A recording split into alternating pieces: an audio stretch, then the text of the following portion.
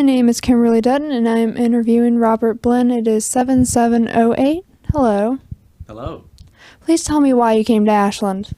I came to Ashland as a result of the appointment of the United Methodist Bishop in Virginia to assume the pastoral responsibilities for Duncan Memorial United Methodist Church here on the campus of Randolph-Macon.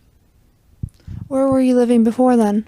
At that time, we were living in Martinsville, Virginia, about 3.5 hours west and south of here. What were your first reactions of Ashland?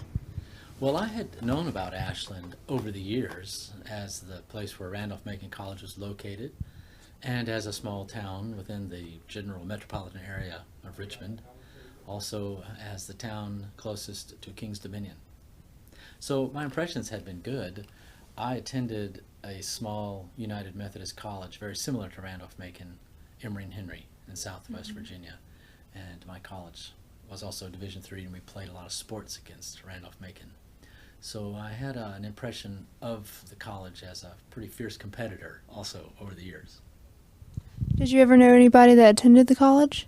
I've known many people, colleagues of mine in the ministry primarily, some older, some my age, and some younger, who have come through Randolph-Macon College. What do you feel about Randolph-Macon College's involvement with the church? Well, it is one of the 6 institutions of higher education that our annual conference supports. It's the oldest one, and of course the oldest one in the country, so we're really proud of Randolph-Macon. My impression since I've moved here has been that the strongest connection between the churches of Virginia and the college have probably been in the past. I know that our conference, our collection of churches, supports the college with a significant but relatively token gesture of financial support, in addition to providing some scholarships for United Methodist students that attend here. And so we have a connection that we're really proud of, and we mention the college every year at our annual meeting, and usually the president comes and greets us like Dr. Bob Lindgren did back in June of this year. What neighborhood did you move in? We moved into a residential neighborhood in the central part of Ashland, south of Thompson Street and a little bit west, 1 block west of the railroad tracks. It's the parsonage for this church. Who do you think are Ashland's most colorful characters so far? Well, the ones I know the best are the members of my congregation here. Tom and Carlene Bass are active in our church, and Tom has a long historic connection with the college, having been a graduate over 50 years ago, and Carlene having grown up here from a little girl onward. There are several other folks who have long-time roots here in Ashland, some with the connection with the college and some without. Jack Luck and Shira Luck, and then Jack's mother, who's one of our oldest members, 93 years old and still lives by herself, and reads every day and is quite active and alert and often comes to church. Let's see. Then some other folks that are not a part of our church that I've been really glad to get to know include Robert Burris, who's active at Union Baptist Church here in Ashland, and many members of his congregation, the community. The Southern Baptist congregation, Pastor Robert Thompson and his wife Kathy live here in Ashland and have become good friends of ours over the year that we moved here. Have you seen any changes in the neighborhood since you've come?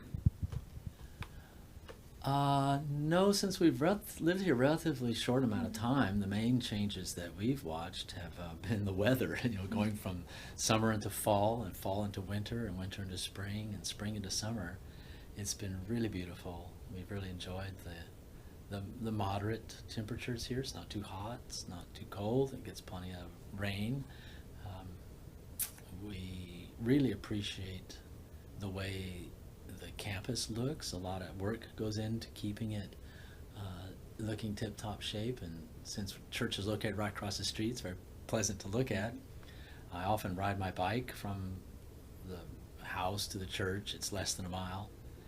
We also appreciate the Brock Center. As the pastor, my wife and I are able to use the athletic facilities at the Brock Center. That's been very pleasant. I have noticed that there's some concern about whether the Amtrak stop will be moved to another railroad line here in the county. There seems to be a lot of effort on the part of the local citizenry to keep the Ashland station open. Another colorful character, and one that I've also seen some in the news here lately, is Sue and Richie Watson.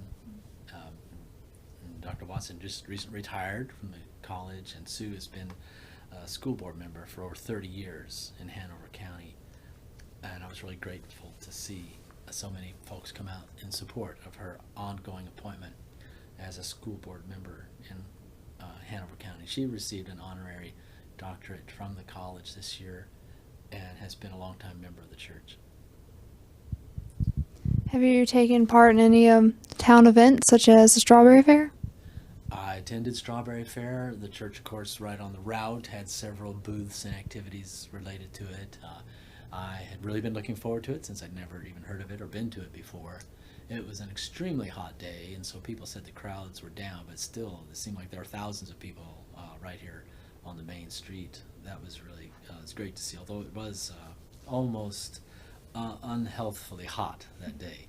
Another high point was the Randolph-Macon commencement and the baccalaureate service.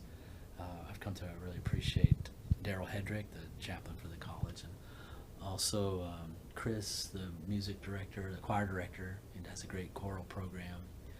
The commencement featured Tim Russert, and it's one of the last public appearances that he made before his untimely death. One of the first things we did here, which was a lot of fun, was the non-motorized parade on the 4th of July. We were out of town this year for the 4th, but it went ahead as scheduled, and everybody seemed to have a good time. What kinds of events does the church hold or has held over the year?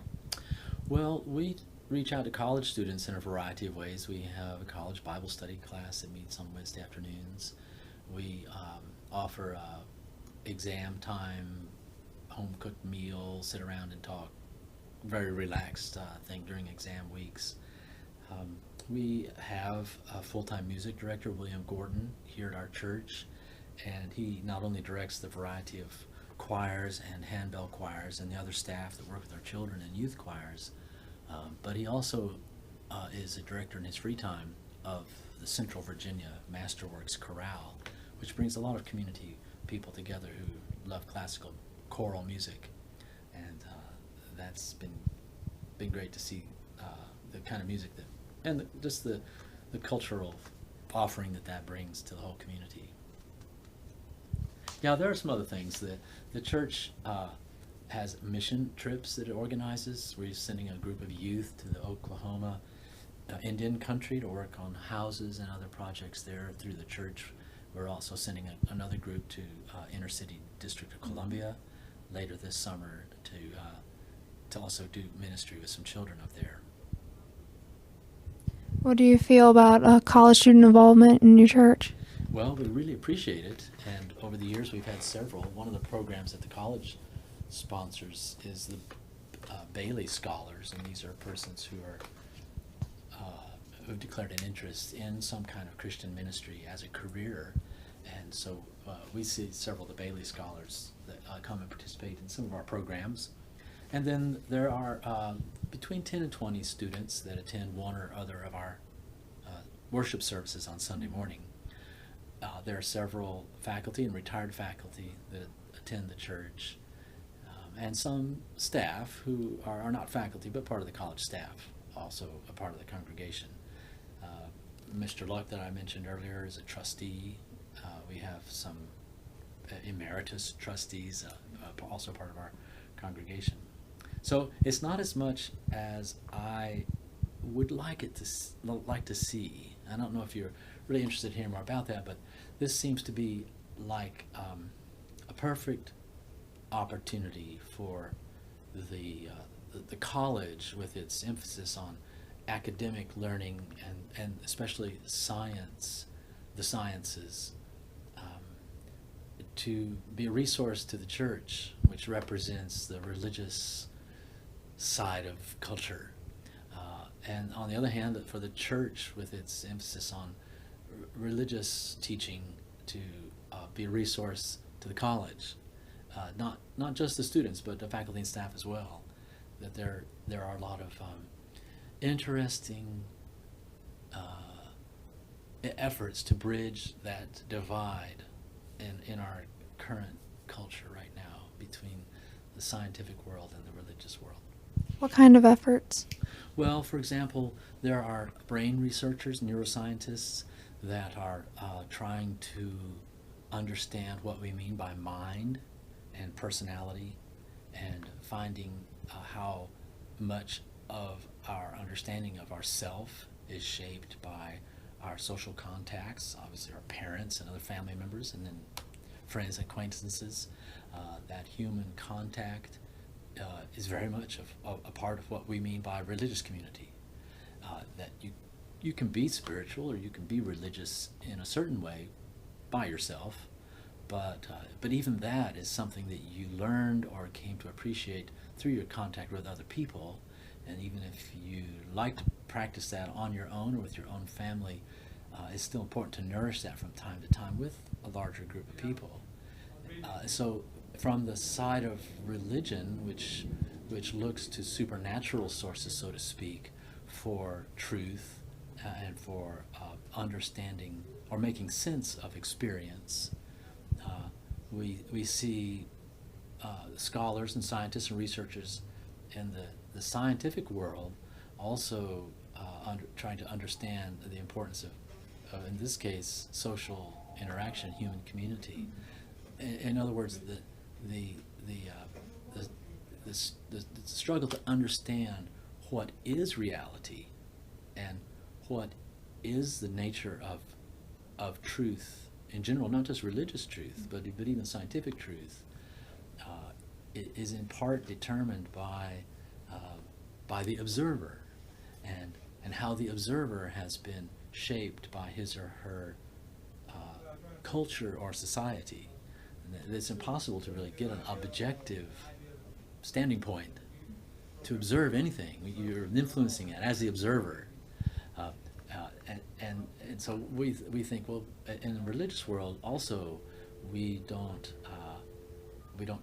claim to interact with an impersonal, machine-like source of ultimate truth, but rather something or someone that has personal qualities, and those very qualities make this source of divine truth similarly interactive.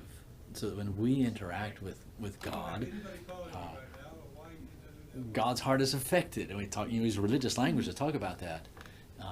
And the same way, when God interacts with us, God is blessed, or God is somehow involved with us in a personal way. What I'm finding in my own reading is that what we've inherited in a certain religious tradition, we have certain emphases in the Methodist tradition, but we don't claim any special categories of truth for that. It's just what we've experienced and the language we have come to use in the Methodist tradition are ways to understand experience.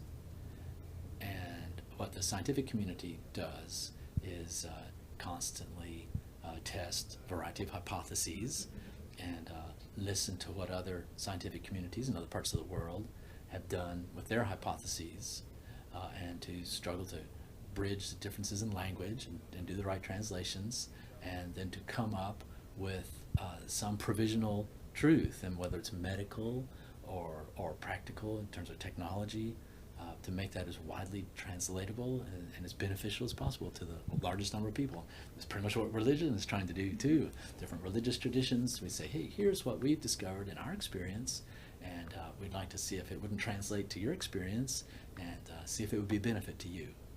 So, I mean, we see these similar efforts, then why not say, okay, there isn't any division anymore between the spiritual world and the material world.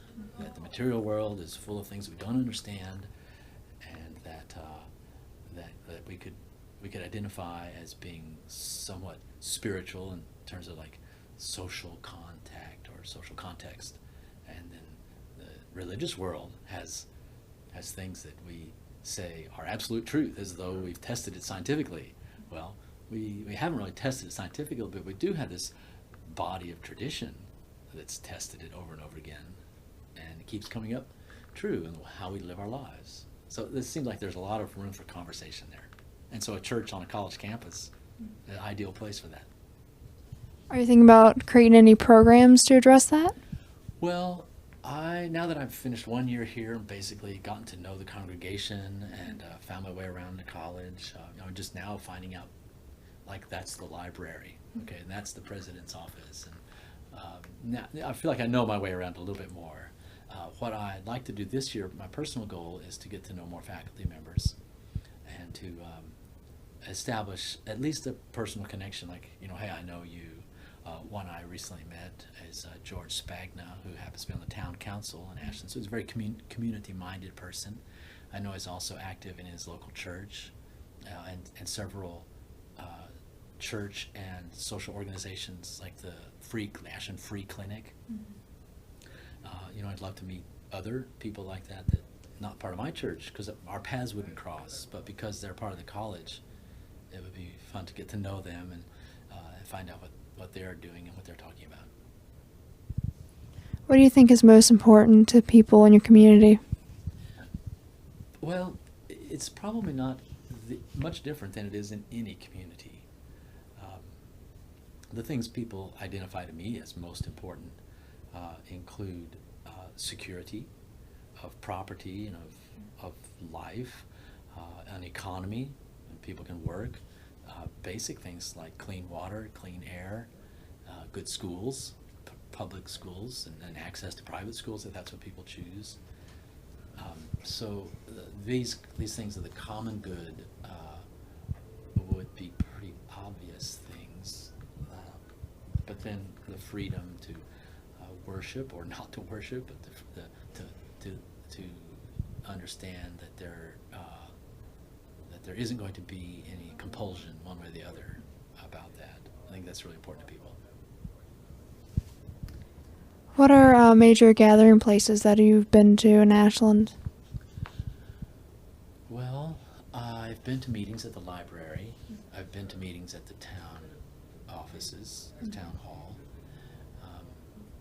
I've been to several large meetings on campus. Our clergy association, the Ashland Clergy Association, sponsors an annual Thanksgiving observance. That's the week of Thanksgiving in one of the town churches. We also sponsor an annual Easter sunrise service, and that's usually been held on the plaza out in front of the Brown Student Center at sunrise on Easter Sunday. One of the newer things we did this year that I'd participated in a previous community where I'd lived is a Good Friday noontime walk around Ashland. So about 50 of us from different churches had readings and sang songs and carried across to 7 different locations right around the downtown part of Ashland. It was a beautiful day, and people seemed to really find that meaningful. So maybe we started a tradition here. We'll see. Then you'll see a lot of people in the stores around town, some of the same people in town, and whether it's U-Crops or Food Lion or Walmart, Ashland Tea and Coffee, some great restaurants right here in Ashland, Homemades by Suzanne's, the Iron Horse, the Club Car Ice Cream Place. It's a very user-friendly town. Are there any other activities between the different churches? Well, the Clergy Association, the pastors of the various churches, meet on the first Wednesday of the month for a breakfast meeting at Ashland Coffee and Tea. Our church is working with Robert Burris's church and some other community groups like the fire department and the YWCA to sponsor a children's educational experience. It meets in our church from 7 a.m. to 1 p.m. for 3 weeks. This is the third and final week of that. And we've had 13 or 14 kids from the community.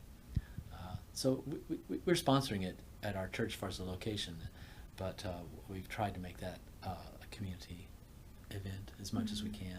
And this is the first year we've done it, although our church has been involved with things like that over the years. But I was really glad to see that get revived this year. As far as what the other churches in the community sponsor, I've heard of things like a summer picnic, at least for the clergy and their families, but I don't think that's been scheduled yet. We may just be focusing on our Thanksgiving service in the fall. Another major cooperative effort of the area churches is called Ashland Christian Emergency Services, or ACES for short. Right now, the chairperson of the board of ACES is Al Dickerson. He's a member of our church. And Al coordinates a group of about 25 volunteers that every Monday, Wednesday, and Friday meets at a building that the organization owns on Caroline Street, right along Route 1. And they have a clothes closet with a lot of clothes that come in by donation and go back out, a food pantry that provides about a week's worth of food for a large number of clients. They also process donated furniture. They do a big winter coat drive in the winter. They have children, infant formula and baby food. They also, on a very limited basis, can provide emergency shelter funds for electricity, or in some cases rent or one night's lodging in an emergency in a local hotel. We work closely with the police department because ACES is not open 24 hours a day.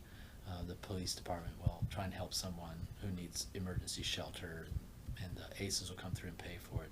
It relies totally on donations. There's no state or community or city or town funds that goes to support that. How long has ACES been here? I think this is in its 35th or so year. It's been here for quite a number of years. It originally started in one of the buildings here on Main Street, and then it went to what's now the train station before it was renovated as a train station, until it finally purchased its building with community donations over on Caroline Street. Could you tell me some about your major church organizations, like women's clubs, men's clubs? Sure.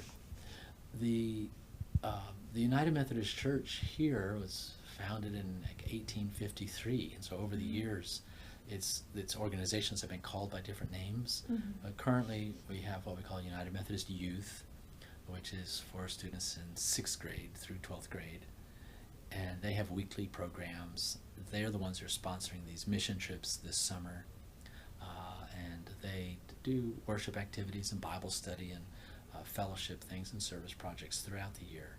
The United Methodist Women have monthly meetings. They're divided into subgroups we call circles, and they also meet on a monthly basis during the school year, and they raise a lot of money for missions locally and around the world also. We have United Methodist Men's Group, which meets monthly for breakfast on Saturday morning. Their major project for the last several years has been Habitat for Humanity, and they've donated money for the building of several Habitat houses here in Ashland, and then they organize work days and they go and work on them.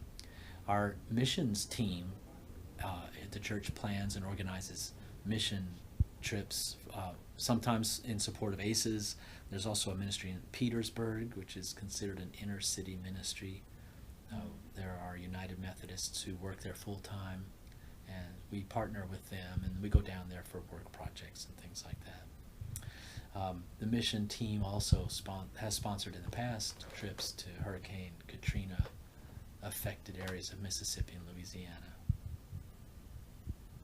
Are college students also involved with Habitat for Humanity? They are. I noticed that several of the fraternities and sororities do Habitat for Humanity fundraisers. There are several organizations on campus that I've just heard about. There's a Making a Difference Day. I think some of those folks went for a Habitat site project, in addition to dozens of other projects around town. And then there's Brothers For change? Brothers for Change. Okay. I can't quite recall if they've done a Habitat project, but they're the kind of organization. It wouldn't surprise me if they did. Do you have any memories that stick out to mind about your experiences here in the church? Well, as far as the church and the community, I remember being in college and coming with the cheerleading squad and standing on the visiting team side of the football field. And it was funny when we moved here, and nothing really looked familiar around campus. But as soon as we drove up Henry Street and went by the football field, then suddenly that all came back to me. The college hosted us and the church on our annual bicycle ride to raise funds for missions for annual conference. We started in Charlottesville in the middle part of June, and then ride to Hampton, and the conference was there. And this is where we spent the night. So that was an impression of both the church and the community that wanted to support us. They fed us supper, and they put us up overnight, and they fed us breakfast, and got to use the dorms and the washing machines and everything like that. It was just really great. And that was before I had any idea that I would be living here and serving as this church. Then the church is also relatively centrally located for the whole state, and there are organizations that will have continuing education projects, like studying the writings and teachings of John Wesley, who organized the Methodist movement. That society will have an annual event, and sometimes it's here, and I've been to those over the years. So those are some of my first impressions of the college. And then some of our leading pastors and some of the pastors who have a reputation for helping Christians really think about what it means to be a Christian.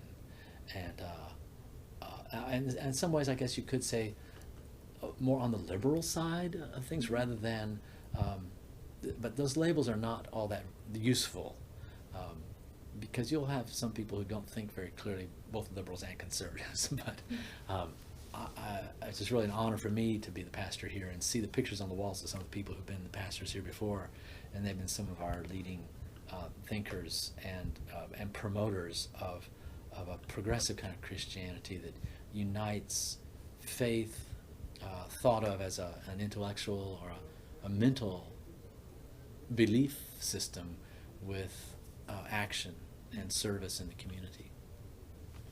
Did you hear any interesting stories about the other pastors that were here? Well, one of the Sunday school classes is named for Jim Boyce, who was the pastor here, and he really believed in Christian education for adults. And so he gathered together a group of interested adults and said, you need to keep studying. You're not a child or a youth anymore, but you still need to keep studying. And so he helped them get their Sunday school class organized. So they named it after him, the Boyce class. There's a whole bunch of adults that felt like Vacation Bible School should not only be for children and youth, but that the adults need a Vacation Bible School. And part of that's because this is an academic community. The church is located on campus, and summertime is different from the academic year. There's fewer students, more relaxed schedule, and so some of the school teachers and some of the college professors and the faculty and the staff members, they have a more relaxed schedule, so it's vacation for us, so let's have Vacation Bible School. So for several years, Dr. Ira Andrews, who's a member of our church and retired professor, has conducted adult Bible school. And last year we had a fundraiser for the Nothing But Nets campaign, which raised money to buy mosquito bed netting for parts of the world where malaria is a serious problem. So the Children's Bible School, through several contests and challenges, raised about $800. And then they brought a delegation of children to the Education Planning Committee meeting. So we challenged the Vacation Bible School for adults to match that, and so they did. So they're doing that again this year, and again we hope to raise about $1,500. This year it's all going to Habitat for Humanity. What do you feel about the religious studies at the college?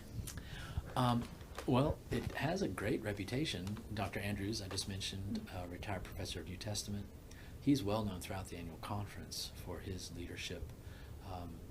Dr. Steve Toole was a member of our church and the faculty until he took another teaching position somewhere else a few years ago, and he also was widely respected. Willie Chappell, longtime professor of religion at the college, now retired, been retired for several years. And I mentioned Darrell Hedrick. He teaches several religion classes. I appreciate the fact that the Council for Religious Affairs, I'm not sure if I got their name right, it meets once a month, and representatives of several different denominations that have campus ministries are supported through the college in that monthly meeting. And they plan mission trips and seminars, and they do various service projects around the campus community. I haven't had a chance to actually sit down and go to a class or to meet all the professors that are currently teaching in the religion department. One interesting thing that Chaplain Hedrick told me was that incoming students are all invited to fill out an information card, which gives, contact information, name, address, and so forth. And it also has a box for religious preference, and it has some of the larger denominations, and then it also has a box for other, and it has a box for unaffiliated, so incoming students can check. And he said the box that has the most number of checks in it is unaffiliated.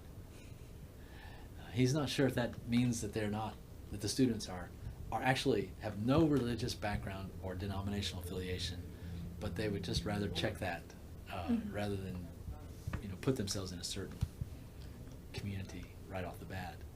So he explores that in his own way through his ministry on campus and his work with the other religion departments. And I really don't know what all that involves, or how our church could be more involved with that. We'd like to see more students involved. It's a little disappointing that with maybe 1,400 students right across the street. I mean, what church wouldn't love to have 1,400 18 to 22-year-olds like right across the street? But whether it's because our sanctuary is a sanctuary, or because most of the people who attend here are not college people, but they're town people. We have a variety of ages, lots of children and youth, and we have lots of adults, in their 50s, 60s, and then up. And so maybe it's not real college friendly.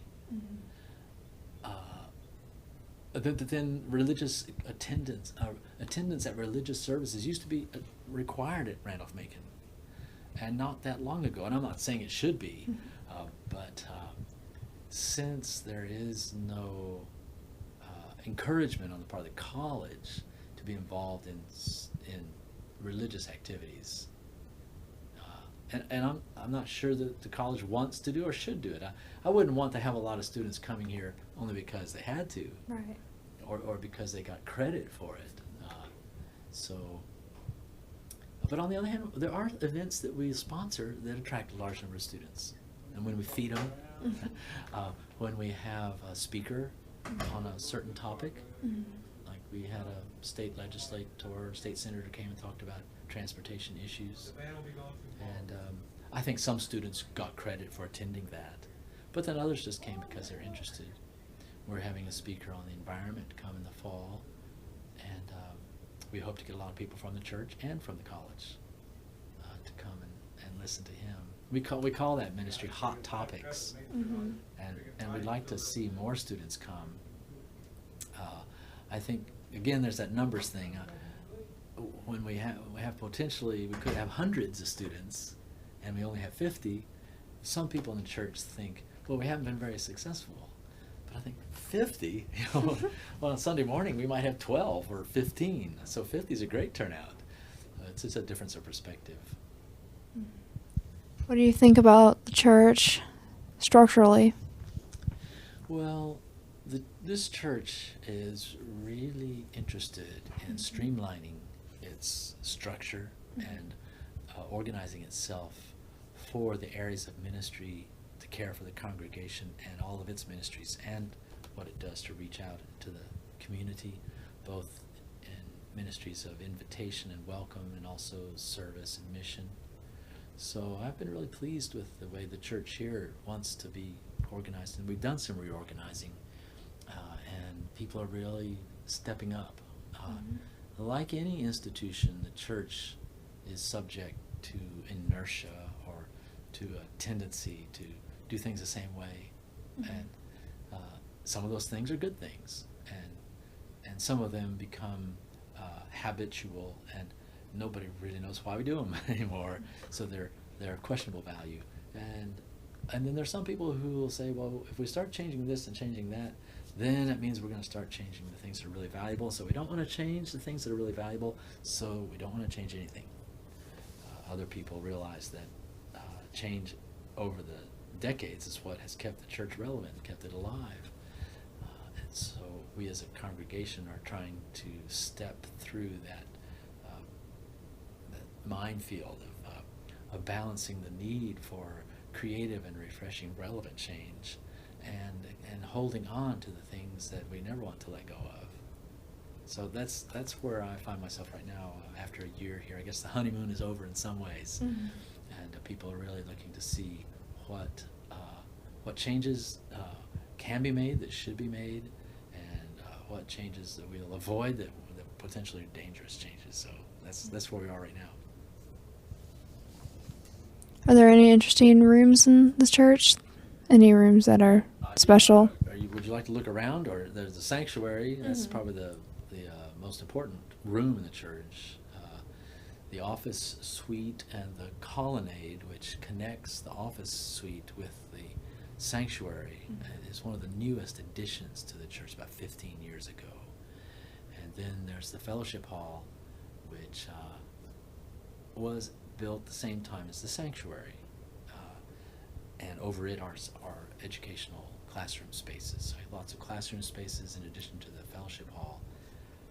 When the colonnade was added, it enclosed what had been a U and made it into a courtyard, and that's used not only for the visual appeal of flowers and attractive landscaping, but it also is a place where cremated remains can be scattered. And then for those persons choosing to be remembered in this way, a bronze plaque is attached to the brick wall of the colonnade. And there are a dozen or so folks who've been memorialized that way, and could be many more. It's not really a place of burial for ashes, but just a place where they'll be scattered.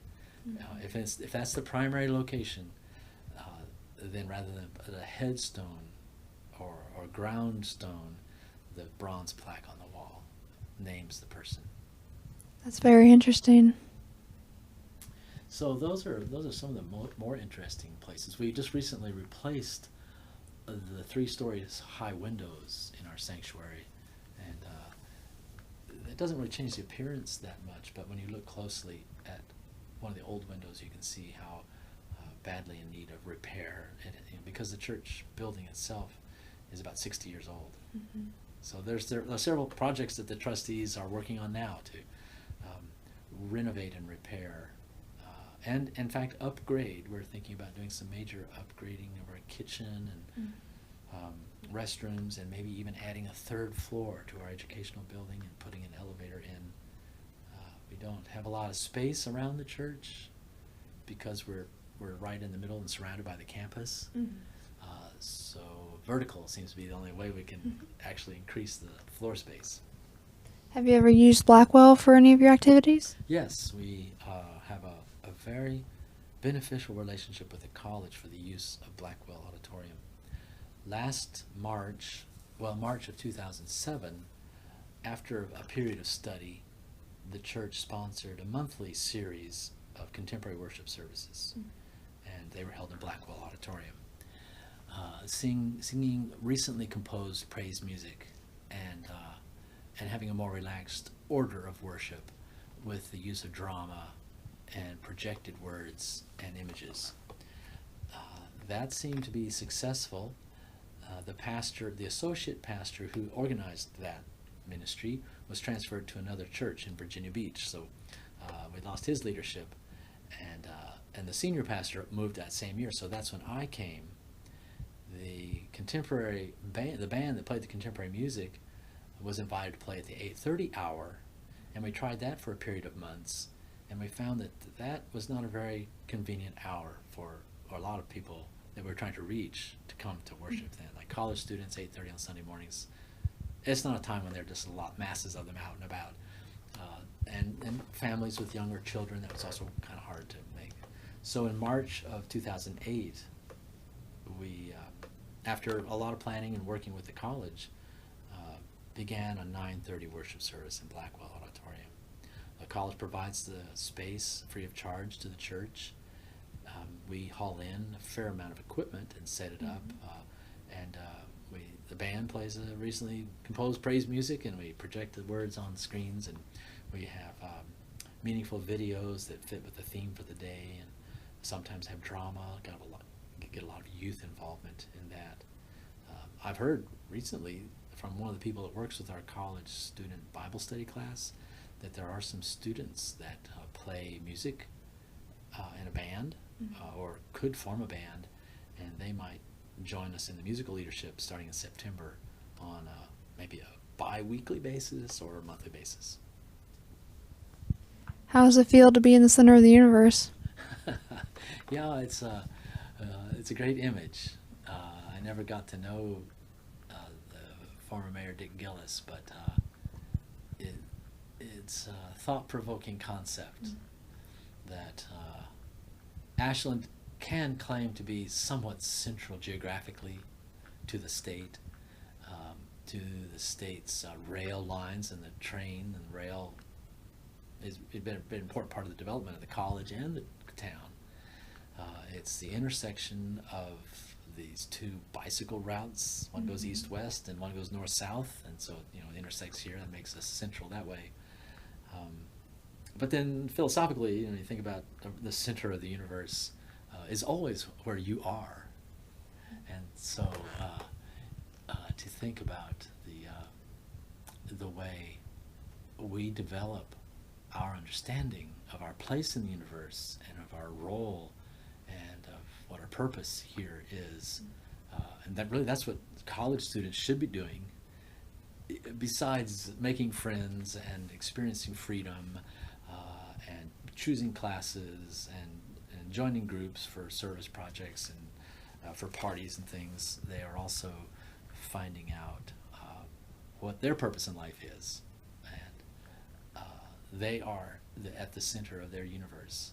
So it's a great concept. It's interesting how the town has embraced that as a motto, and puts that on the flags around town. And as we look backwards at 150 years, it roughly corresponds to the history of the church. Also, 1853, just a few years before 1858, whatever that meant for the town.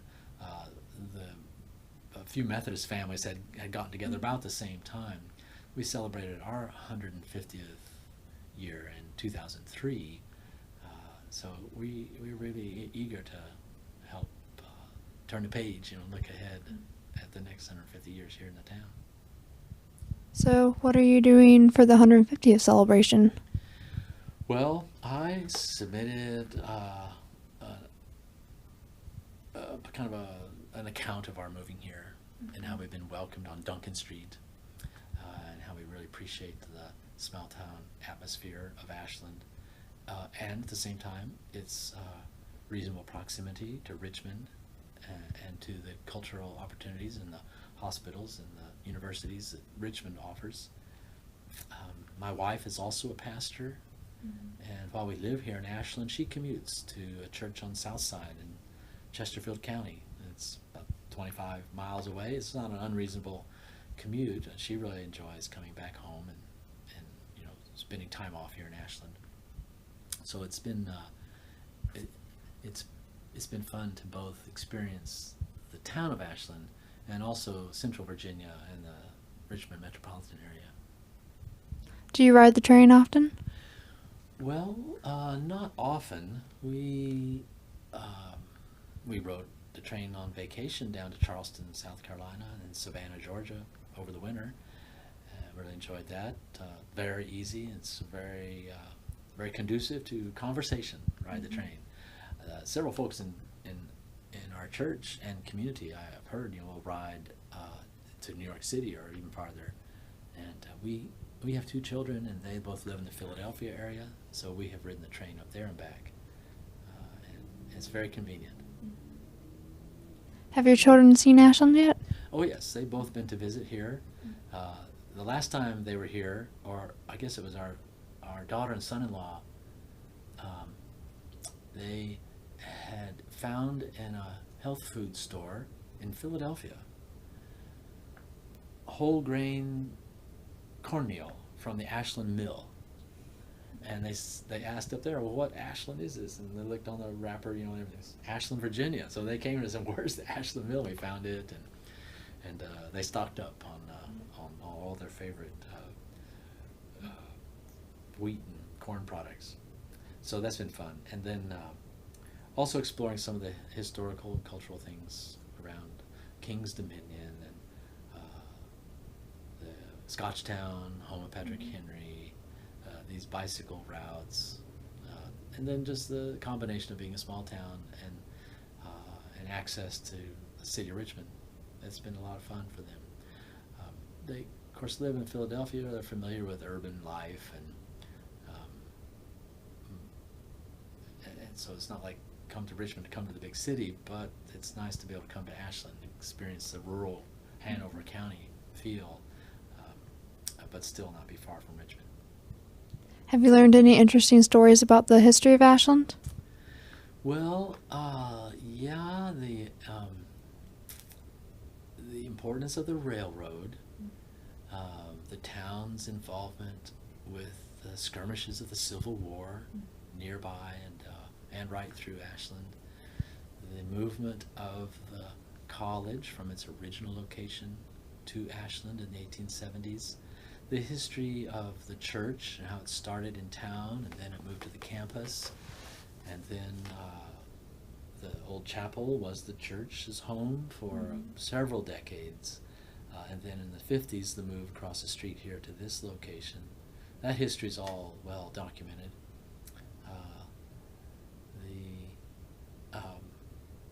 The importance of Ashland as a commercial center, as a resort area for people who lived and worked in Richmond.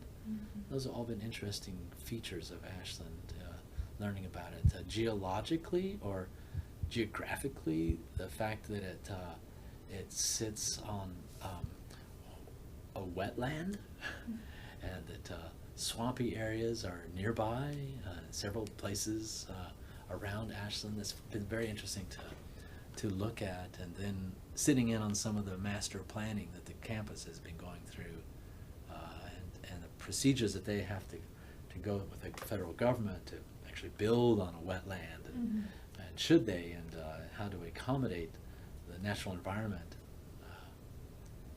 That's all very interesting. It seems to be a pleasant place to live, but then sometimes it rains a lot and the water stands pretty deep everywhere. Did you see any interesting features in the master plan? Probably the most important feature for us here at the church would be whether Henry Street continues as a street for automobiles, and whether you could be able to drive your car only as far as the church and then turn into the parking lot behind the church. I've seen various potential plans of the future that will increase the fine arts offerings if Blackwell Auditorium would be expanded, and the Copley Science Center might be able to be expanded in certain ways. Then the facilities to the north and west of the campus don't really affect us that much here at the church.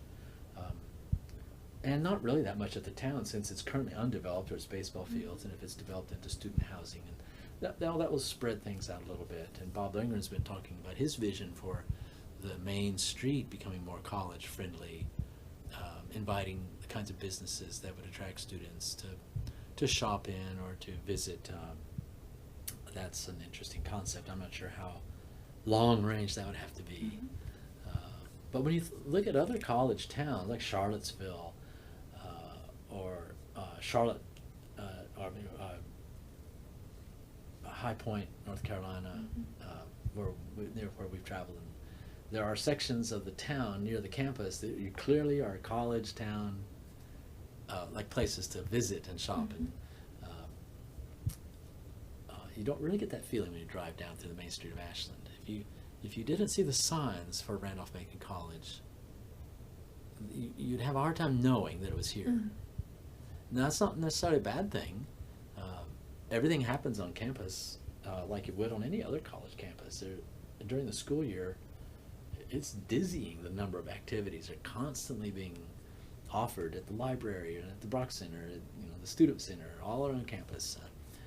So it's a very active campus, and I know at 8 o'clock you drive up Henry Street, it just looks like people are all crisscrossing it back and forth as far as you can see.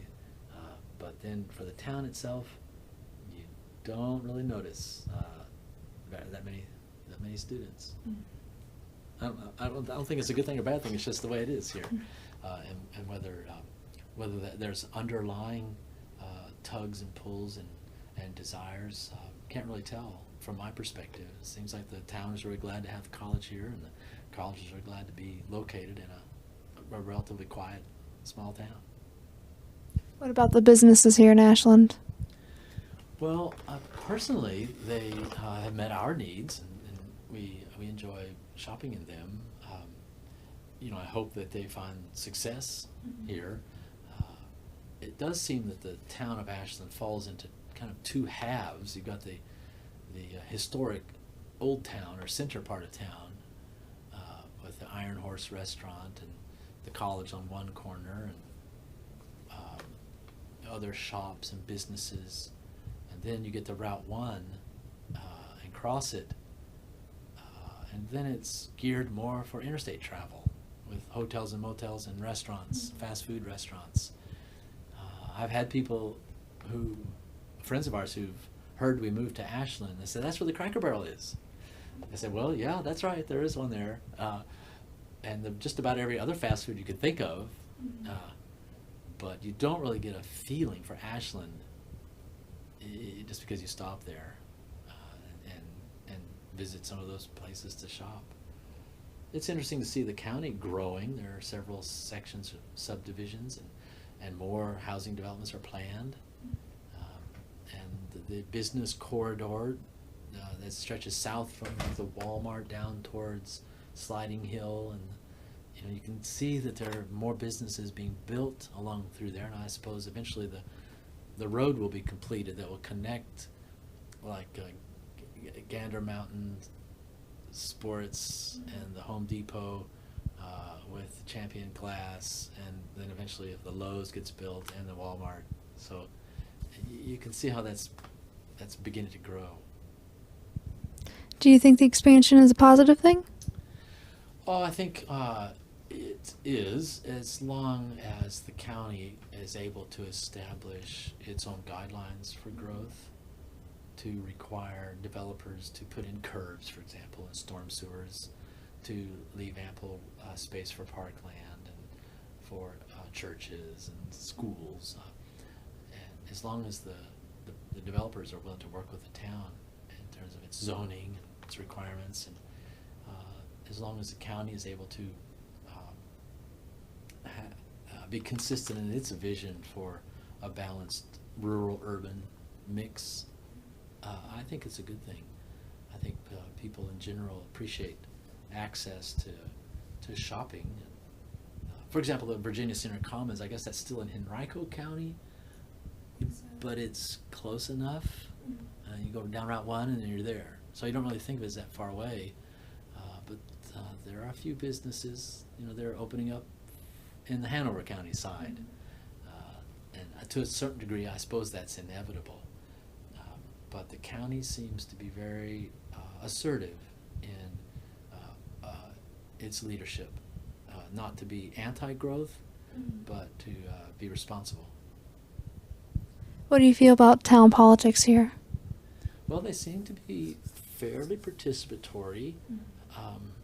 I noticed that there were 3 candidates for the 3 open seats on the town council, so it wasn't really a hot election. But our church was used for a candidates forum, and there are several members of our church that are involved with town commissions and committees. The town is serious about promoting fun and social activities. I guess they call nights on the town, or dances, or just parties, street parties. Those seem to be pretty well attended, and the Strawberry Fair is one of the biggest ones. It seems to be an accessible town government and responsive to community desires. The number of people in my church that are active in various, some political and some non-political, but governmental organizations is pretty impressive. Okay, for my last question, what do you think makes Ashland so special? Well, I think part of it is the sense of its history as a community that is host to the college and is a shopping area and residential area that supports the surrounding rural community. That people are welcome to come here and shop here and find whatever they need here handy without having to go all the way into Richmond. And then at the same time, there is a sense of pride in what the town offers to its own residents in terms of celebrations and services. So it's a great combination of a town that's well managed but a very pleasant place to live. Is there anything you'd like to add? No, I really feel privileged to live here. That the church provides me a house, and that the house is located in the town of Ashland is a real privilege. And many of my members live right here in the town also, so it's nice to be able to see them on a regular basis and to be a part of a community that cares about its environment and cares about its citizens that have needs for whatever needs there are, and the churches are cooperative with one another, and the town and the campus cooperate with one another also. So it seems like it's a great place to live and really an exciting place to serve as a leader of a congregation alongside all these future leaders here at the campus. Thank you very much. You're welcome.